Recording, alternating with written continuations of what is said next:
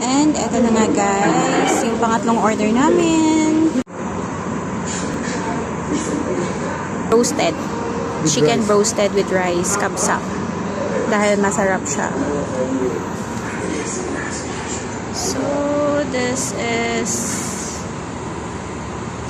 Andun sa taas, meron silang second floor. At dun sa taas, meron silang billiard.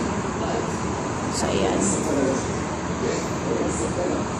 Meron din silang tinitindang shawarma, chicken and beef.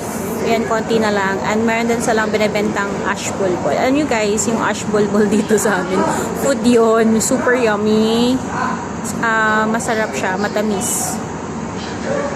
And eto na nga guys, yung pangatlong order namin. Napunta dito. Dahil super yummy nga din naman nung kanilang roasted.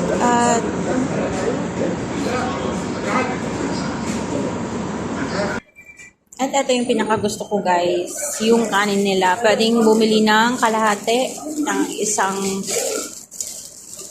kabsa nila at meron ding kalahati. So, ito yung gusto ko, masarap. Yun lang. Bye!